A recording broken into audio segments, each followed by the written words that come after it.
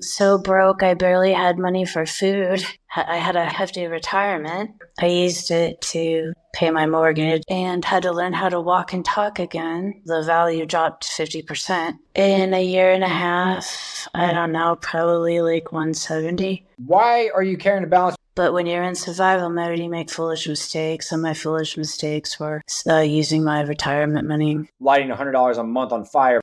When I bought a car, they told me my payment would be like $200 a month. It ended up being like $350. I was panicking. Well, we didn't have any money. I'm Leslie Kane, and I'm calling in from Las Cruces, New Mexico. And what do you do for work in New Mexico? I just retired. I retired for medical reasons. I should have retired 5 years ago, but I loved what I did so much. I designed clinical trials in medicine, and I also had a private practice. So I was a doctor, I was a psychologist. How long have you been a psychologist and had your own private practice?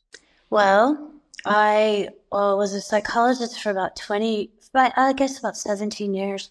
I also was a financial advisor for Bank of Switzerland for 13 years. And then also I was in the Army for 7 years and served in combat. Well, first, thank you. Thank you for your service. Second, it sounds like you've done it all then. Right. Awesome. So throughout your career, what was your ranges of income for those different career paths that you're on? Financial advisor, probably about 140 a year. And then a psychologist. My last years, I was pretty sick. So I probably, in the beginning, I probably made 80. And then the last 5 years, I probably only made, I would treat patients that also were extraordinarily low income. So I probably would make $5,000 a year. $5,000 a year?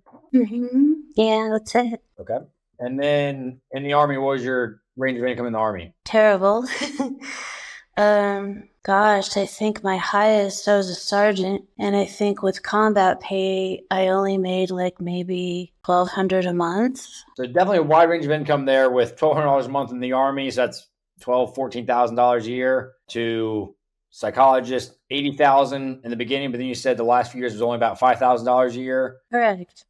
Because I worked with patients that were very, very low income, so I would charge $10 a session, That's very nice of you. Otherwise, they never would have gotten the treatment that they so desperately need. A Medicaid waiting list for mental health is 2 years. So I didn't want patients because they can't afford it not to have therapy. That's awesome of you to give back to people in your community, then to give them affordable care to get the help that they need.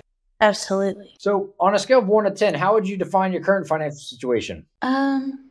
Well, I have I have enough money to pay my bills every month. And I have money to put into retirement and savings. But I don't have a lot of extra money at the end of every month. Where would you rate yourself on a scale of 1 to 10? 1 being terrible, 10 being amazing. A 5. 5. Okay. So you said you've retired for medical reasons. What income are you bringing in right now? Sure. I get Social Security, and that is about $2,300 a month. And then I bring in 100% Army disability income, and that is $3,300 a month. So it's around $5,000. So $3,300 from Army, $2,300 from Social Security. That put you about $5,600. Does that sound right? Yeah, that's correct. Do you have any other sources of income right now apart from those? Oh, I do some acting. Okay. And what's your annual income from that, would you estimate? Well, I just started last year. So I started in exactly a year ago. And last year I made $2,000. And then this year I've had some setbacks and haven't been able to apply for jobs. So this year I've only made $1,000 year to date. That's just something I really love to do. And, they pay actors terribly. Okay. So right now, about $5,600 a month, and then acting as a chair on top if you're getting any gigs from that. So let's talk about current assets and current debts. So what are the current assets you have right now from house, cars, retirement accounts? Okay. So my house is worth $1.3 million. My car is paid for. I paid $53,000 for it, I think. And what else did you ask? Credit card debt is $5,000. And what else? Credit card debt $5,000, but you said you have it paid for. You buy your car cash for $53,000. When did you buy that? This December, it'll be 2 years ago. And then what other retirement accounts do we have? So in one account I have 400, and in another account I have 50,000. Okay, and those invested in target date funds and ETFs. What are the single stocks? What are those invested in? I have a private money manager, so mostly dividend paying growth stocks and some T-bills. And are those 401ks, Roth IRAs, traditional IRAs? The 400 is a cash account, an individual cash account, and the IRA is only 50 because when I got really sick 15 years ago, I lost everything I own. And though I know better than anyone else, never use your retirement money. I was too embarrassed to walk away from my home. I had a loft in downtown Denver, and so I foolishly, it was during the 2008 housing market crash, and so the value of my property during that crash dropped 50%. So I couldn't sell it. And so then, because of wanting to do the right thing, I used my retirement to pay mortgage and living expenses. I had to learn how to walk and talk again, so there was no way that I could work. I foolishly lost all my retirement trying to do the right thing and pay all my bills. So in hindsight, I wouldn't have done that. So I really hope for listeners, even I used to tell everyone never use your retirement, but yet I did. And so that was very painful. Losing everything, my car, my home, that was rough. And considering my whole life, I had perfect credit and really, really did my best to, every bill I pay, I get a bill, I pay it that day. My whole life. And so then losing everything, and my career, it was hard. Yeah, that can't imagine what you're going through. We'll touch on that too as we kind of go along. So I'd love for listeners to learn more about your story on that and how to not pull stuff out of your retirement account. But that's definitely a vicious cycle. If you start pulling money from it, it can leave you in not a good situation. But right now, it seems like you have built up some assets since then. I want to touch on one thing with, I guess we were missing one other aspect from assets. You said, do you have any money in savings right now? I do. Yeah, I have an account with 30, an account with 20, and an account with $3,000. So 53,000 in savings. Okay. And are those just in high yield savings account or just as checking accounts? Let's see. Currently they're just in checking accounts, yeah. And then debts we have. You said you have credit card debt, $5,000. And then what other debts do we have? Do we have a mortgage on the house? I do. It's half paid off. Well, it's not true. It's half plus 300,000. So 400 plus 3, 700,000 of it's paid off. And the home is worth well, wait, let me think just a second. So, I bought a house for 700,000, and I paid half off when I bought it, and then paid mortgage, and then I added a casita, a 1,500 square foot casita, and that's paid for in cash with 300,000, about 350. It's being built right now, so I'd say 320. Okay, 320 left on the mortgage. I only have about 250 left on the mortgage out of 1.3 million. Nice. Okay, well that's a great spot. Over $1 million in equity in your house then. So with all of that, with your investment accounts, $450K there, your savings, $53,000. Then we have the mortgage, $250,000, and credit card debt, $5,000. We have $1.8 million in assets, $255,000 in debts. So that brings your net worth to just about $1.55 million. Does that sound about right? About right, yeah. So the first thing I want to touch on is why are you carrying the balance in your credit cards and why you have credit card debt right now if you have $54,000 in your savings account? Well, I pay $1,600 a month on my credit cards, so it'll be gone in a couple months. So why don't you just pay it immediately so you don't have to pay interest to the bank every single month? Because right now you're paying 18% interest on your credit card debt. So if you have $5,000 in there, it's about $1,000 a year. So you're paying essentially $100 a month to these banks to just keep that balance there. When you have money in your checking account that's earning, if it's in a normal checking account, it's earning 0% interest. If it's a high yield savings account, it's earning 4%. So you're essentially just lighting $100 a month on fire by keeping it in your checking account versus paying off the credit card debt. I guess I could. Yeah, I just like I pay my credit card debt off so fast. I just don't even worry about it. But you can pay it off tomorrow. That will save you. You're going to pay it over the next 3 months. It'll save you $300. So keep that in your checking account. You're just kind of again just lighting that money on fire. And I don't want banks to get that money. I want you to keep it in your own pocket. Yeah, sure, of course. So that's definitely something I would do today, tonight. We get off this call is, hey, go pay the final balance of $5,000. You'll still have $48,000 in your checking and savings accounts. So that is not even a minor dent in that. You still have a great emergency fund with that. But that way you're not owing money to the bank, because credit card debt in America, it's over $1 trillion now. And that's how banks make a lot of their money. They charge I think yours is 18% interest, but a lot of it's usually 20 to 30% interest rates. And that just gets people in a vicious cycle. And so banks make a lot of money. And what I tell people is, if you ever pay a balance on your credit card, is you shouldn't be using a credit card. Or if you ever carry balance and right now you have the cash to pay for it. So I would say, hey, let's wipe up this credit card debt and then vow to never carry balance on your credit card again, and just make sure you're living below your means. So Yeah, for sure. I agree. how long have you been carrying a balance on your credit card for? Gosh, 3 months maybe. Okay, so that'd be $300 you pay in interest basically the last 3 months. And then if you're going to take the next 3 months to do it, probably $600 in interest you'd pay over the course of that loan. Yeah, no, I'm agreeing with you totally. Yeah, Good. Well, hopefully you'll email me tomorrow and say this credit card debt is paid off. sure, why not? Let's talk about college. Did you go to college to study, become a psychologist, or what did you study in college? I went to university for 17 years. Oh, wow. Yeah, so I have postdoctorate work at Harvard Medical School. So for my undergrad, I paid for that by being in the Army. And then my master's I paid cash for. And then my doctorate I paid cash for. And then my postdocs I paid cash for. Wow. So it was a lot of education there for 17 years then. As 13 years. But you went the right way with going to university and undergrad, paying for that with the Army. A lot of people say, hey, there's no way to go to college for free or get scholarships. But I know other people that have gone to med school and gone to the military as well. And the military will pay for it. Yes, you got to be in a contract for 4 years or however many years after that. But that allows you to get your education and not have to go into $100,000 or a couple $100,000 worth of debt if you're going into the medical world or different degrees. So, Correct. So let's talk about your childhood upbringing. Where did you grow up, and what was your childhood like growing up? Well, I was born in Chicago, but I lived all over the U.S. growing up. And so, yeah, I lived in Chicago, Ohio, Los Angeles, Kansas City, Colorado, yeah. Lived all over growing up. How did your parents approach money growing up?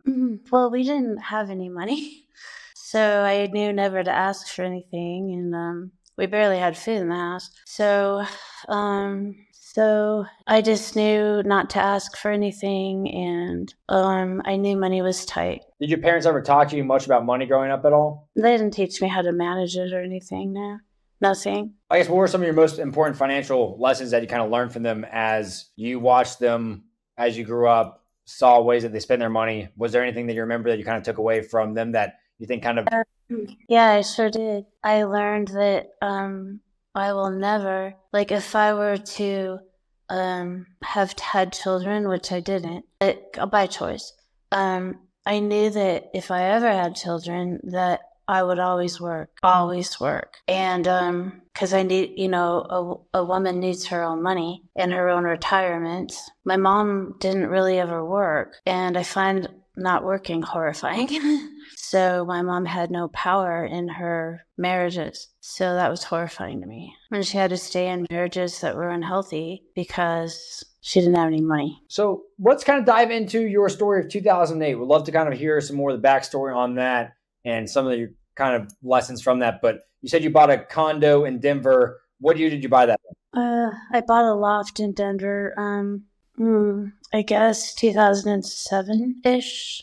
Do you know how much you bought that for originally? I think around $500,000. $500,000. Okay. And kind of walk us through the next 12 or 72 months, however long it was, when you ended up having that home value started decreasing rapidly and lost everything. Oh, sure. So serving in combat, I went from being really super healthy and active, and, I still work out now, but really super healthy and active, to having a brain injury secondary to serving in combat, and I became gravely ill overnight, and had to learn how to walk and talk again. And I was a financial advisor for Bank of Switzerland at that time, and obviously I couldn't manage OPM, other people's money, and I lost my job, and I had a nice car, and anyway, I had to end up selling everything. I couldn't.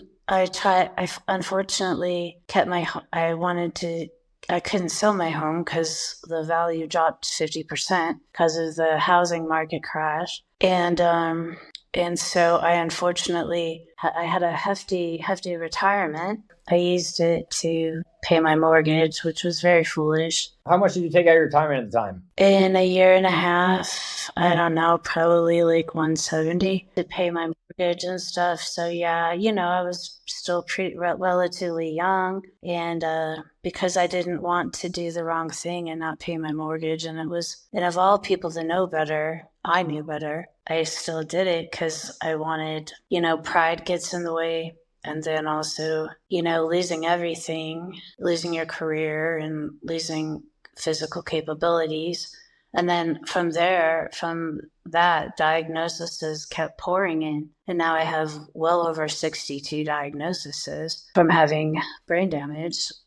and so, and other stuff. So, I was just in survival mode. But when you're in survival mode, you make foolish mistakes. And my foolish mistakes were using my retirement money. Yeah. And I can't imagine what you're going through with that and having to relearn different functions and having brain injuries from that.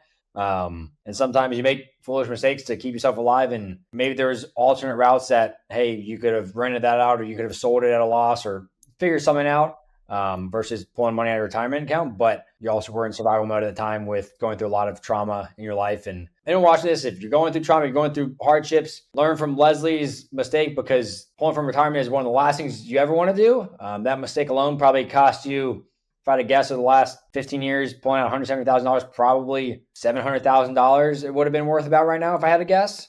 Right. It's not a small financial mistake, but I'm glad that you have been able to get back on your feet and start building your career back since then, and health-wise too, in a positive direction. So anyone watch this, please do not pull money out of retirement accounts, because they're meant for retirement for a reason. That's why they're called retirement accounts. They're not called for take a loan out to start a business or to go buy a new car accounts. They're called retirement accounts. When you lost everything, did you have a car financed at the time? Because you said you lost your car as well during that time. Well, I just was able to trade it in for a much less expensive vehicle. And so did you say that $170,000 was kind of used over what time period? I think it was a year and a half.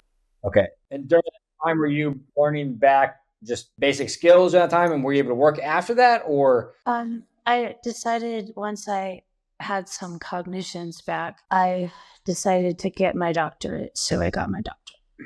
Okay. And where did the cash come from for your doctorate? Was that also pulling from retirement accounts, or what was that being pulled from? Oh, I don't remember actually. At first I took out student loans, and then when I was 3/4 of the way through the program, I was able to have those loans forgiven because I'm, 100% disabled. And then I had maybe like a year left, and then a little VA money for being disabled and a little Social Security number. So I suspect it came from my income from disability. Well, I'm glad you didn't have the opportunity to get loans forgiven, and due to your service and being disabled, that you don't have a pile of student loan debt right now. Student loans just resumed, I'm sure you're aware, but in America, they're starting, I guess, in about a week. Payments are due at the beginning of October, and there's definitely an issue with student loans in America. So, but if the government shuts down, that's going to affect student loans too. So, will it shut down? I don't know. I guess we're days away right now from whether that's going to happen or not. But I presume something will happen and it'll get funded again. It won't be shut down, but I guess only time will tell. So yeah, it will. If that shuts down, I have zero money. So. Maybe I don't want to pay those credit cards off yet. It says the vast majority of government will actually carry on as usual during a government shutdown. That's because only 27% of federal spending is considered discretionary and requires annual approval from Congress. The other 3/4 of the government is considered mandatory and will continue as usual. That includes Medicare, Medicaid, Social Security payments, which won't be affected. Neither will the U.S. Postal Service. Is not included either.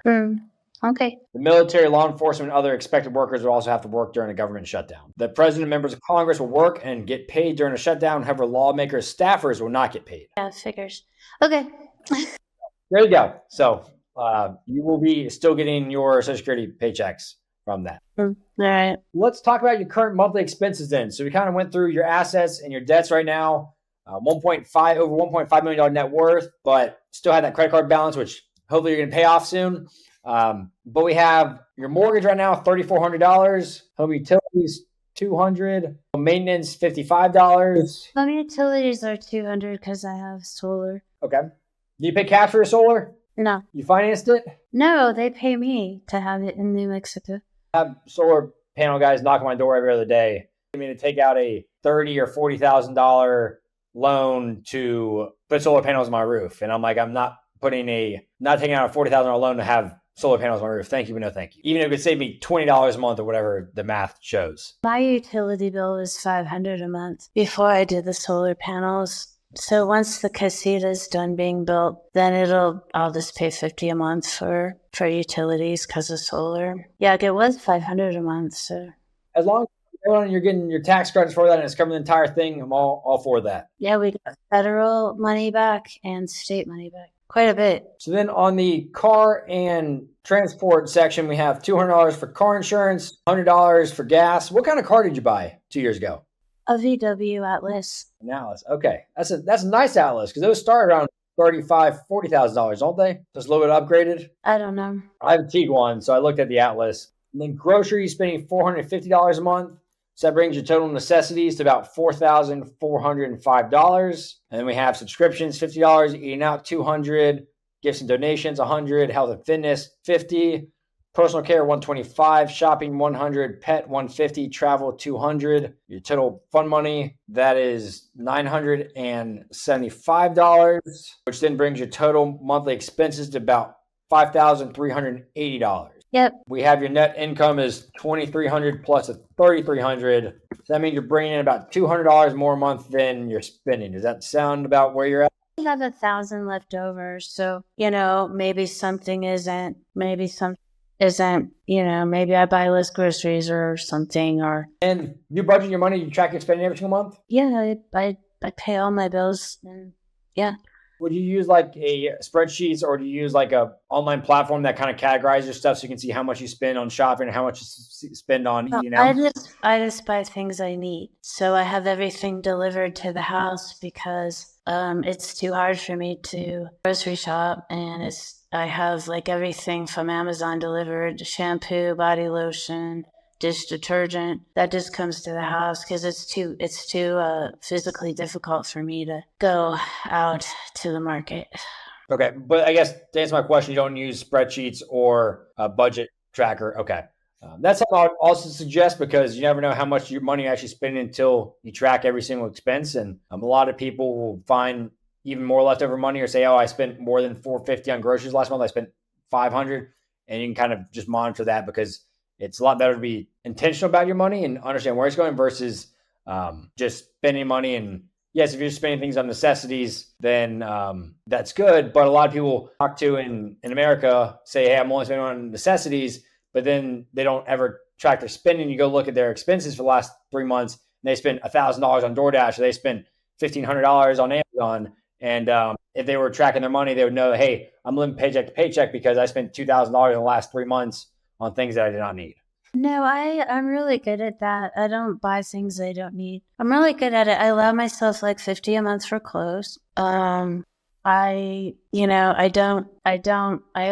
really buy things that I need. And I check my my bank statement every day, and I check my credit card statement every day. So, that's one thing growing up with no money and then being so broke, I barely had money for food during university.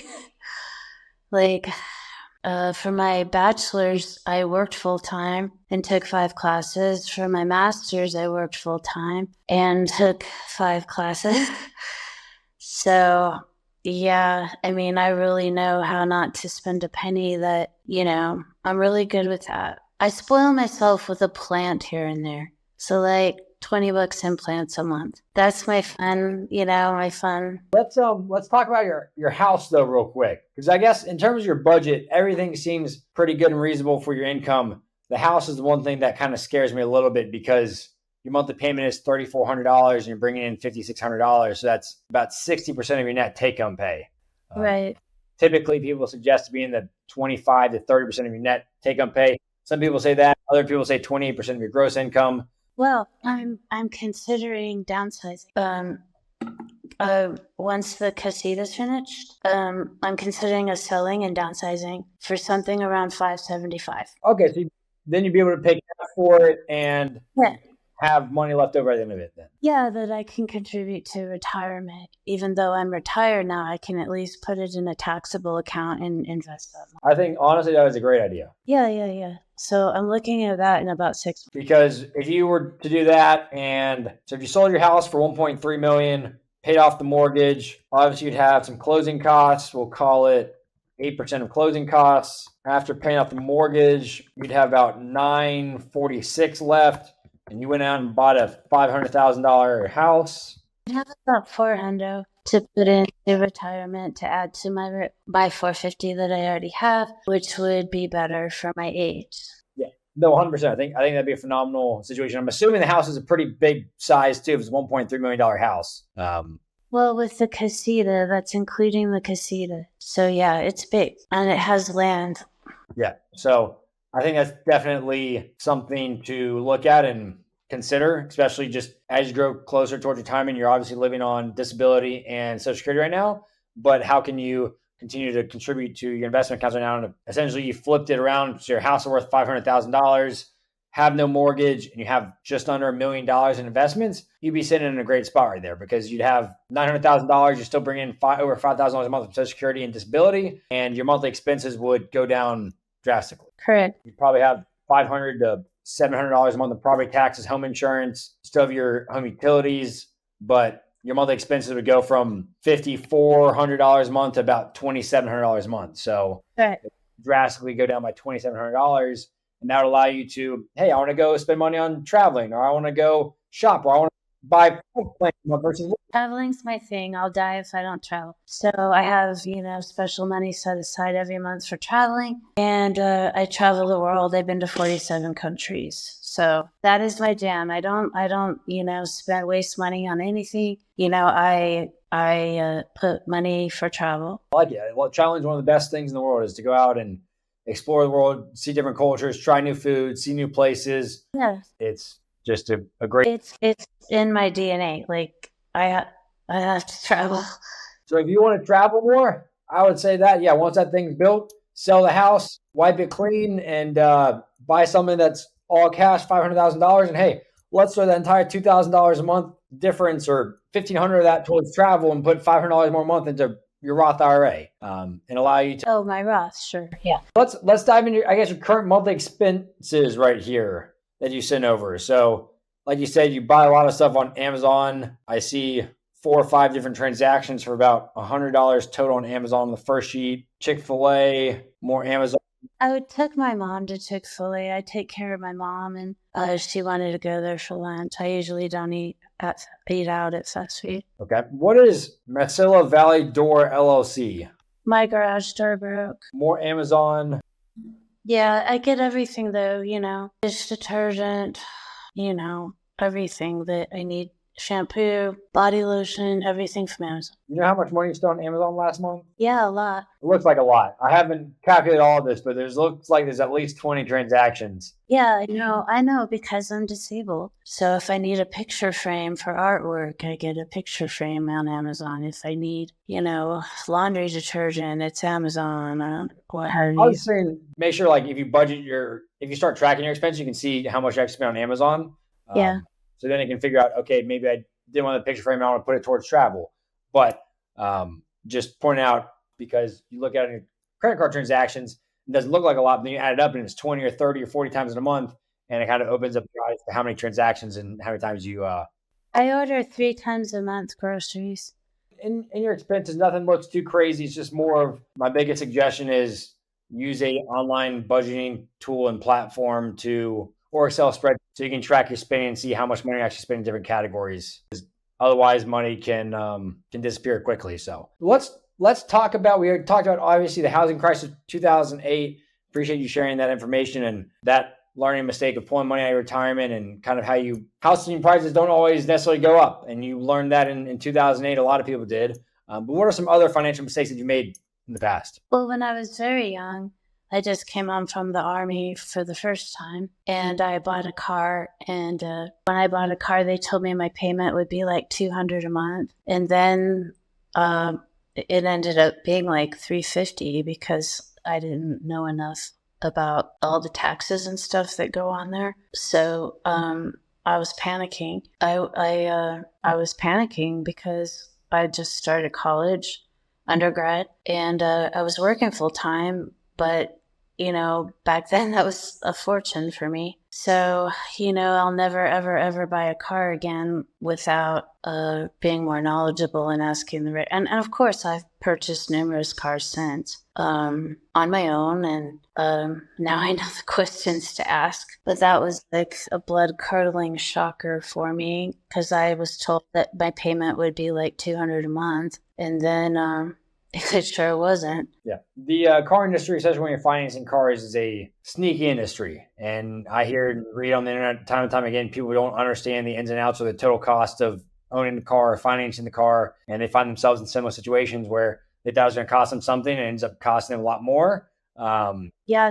I mean, at that point in my life, in undergrad, I always worked in a restaurant full time so that I could have food to eat, right? I mean, I was that broke. So, yeah. That's what last thing you bought a car cash for your last car 2 years ago. And I think that's the best way to buy cars because you know what your total cost of that car is going to be because you have to write them a check to buy it. And finance. What I would do is I'd get the loan. In the past, I'd get a loan through them. Then I would go onto my Goldman Sachs app. I'd have a loan within 2 hours. And I'd pay off the expensive car loan and then pay Goldman Sachs back, because it's stupid. Car loans are a big problem in America. And people need to understand what they're buying, how much it's actually going to cost them, and how car payment is going to be with them for 5 to now 7 or 8 years. They're starting to 3 to 5 year terms. Now they're stretching it out longer and longer to make that monthly payment seem lower. But really, it's just eating up interest payments. So what's the best personal finance advice you've ever learned? Pay yourself first. Pay yourself first. That is very, very important because if you don't pay yourself first, you don't save money, make sure you invest every single month, then guess what? You do that for the last line item, it's never going to be there. Yeah. I always do that.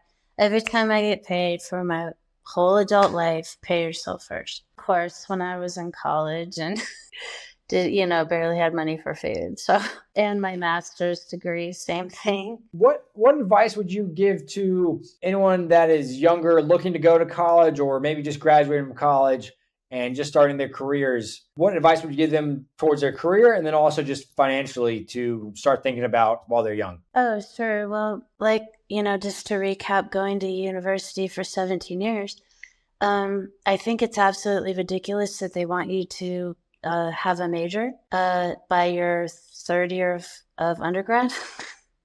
I mean, you're young. How are you supposed to know? So my advice, if you're going to go to college, just take 2 or 3 classes and work also so that you can pay off how much university is, right? And then also, when you're looking to pick your major, maybe the year before you pick your major, find someone that works in the field that you want to go in and ask if you can shadow them for 3 or 4 weeks. What are the upsides? What are the downsides of being in this career? Because we see a lot of younger people get a bachelor's degree and then they think they want to do this career and then they get into it and really hate it. So really, really, really see if you can shadow someone that's already in the career and really ask them, what are the upsides? What are the downsides? I think that's phenomenal advice. from working in college. I worked all throughout college. I had my own business and did that. It really makes you learn how to manage your time, because even if you're taking a full course load, 5 classes a week, you still have plenty of time to go and work on top of that. Yes, during finals weeks and exam weeks, it is a little bit stressful, but there's definitely time of the day to work and do school at the same time. And then finding mentors in the career field you want to go into, it gets very, people take out $100,000, $150,000 of student loans to go into a career field they think they want to be in. And they get 1 year or 6 months or 12 months into that career field and realize, hey, this is not what I expected. This is not what I wanted to do. Right. Finding someone that's experienced that career field, finding someone to shadow, like you're mentioning, that can save you a lot of time, a lot of energy, and a lot of money to figure that out before you take out those loans, before you spend 3 or 4 years in college pursuing that career. Now, I worked all through my bachelor's and through my master's full time. And guess what? I didn't have student loan debt. Yeah, you hustled. You did school and worked at the same time. And you can do it. I can do it. Most people can do it. I was fortunate. My parents did pay for my college. I had an in-state scholarship, and my parents did pay for it. But I worked more than I went to class. I would sit in my room and work 12 hours a day, and I'd go to class for the 1 or 2 hours a day that I had to. It is definitely possible to do that. Anyone that says otherwise, if Leslie did it, if I did it, if I know 3 other people that have done it, then you can do it too. You can get through college, pass all your grades, get A's while working as well. So, and that'll leave you in a much better financial situation than taking on all that debt. Awesome, Leslie. Well, really do appreciate your time coming on here today. Love to hear the success you've had since 2008, kind of learning from those mistakes, and just health recovery too, just for yourself, physically and mentally. And love to see that you're on your way to living your dream life. And currently it seems like doing that, living in a beautiful house, it sounds like in New Mexico. My only suggestions, I guess, would be to you from a financial perspective is have that credit card debt tomorrow so that you don't have interest paying every single month because you have the money in your bank account. Start budgeting your money. You'd be amazed by just tracking your expenses and seeing, hey, plug into something like mint.com is what I use, and you see how much you spent in the last 3 months in different categories. It might open up your eyes to, hey, this is how much I'm actually spending, or hey, I didn't realize I was spending that much money. And then when it comes to your house, if I was in your shoes, I would sell the house. Once you get that. Definitely. Yeah, definitely. Yeah, probably in 6 months. Good. Okay. Once you do that, buy a house cash, and then you said your dreams to travel more. Hey, okay, you're going to spend $2,700 a month from that. Maybe we're going to spend $1,500 of that towards traveling every single month, up that travel budget. No, I spend a lot more on travel. Well, I'm saying you get, maybe $2,000 of that, and the other $700 is going to investment accounts. Yeah, for sure. But I would do that. If that's what your dream is, and you don't need as big and nice of a house, let's get a smaller house, pay cash for it, cut those expenses, and start enjoying more travel time. So exactly. Thank you. Thanks for having me. Leslie, well, thank you so much for your time today. Thank you for sharing your lessons and learnings on here today. Everyone watching this, do not pull money out of your retirement account.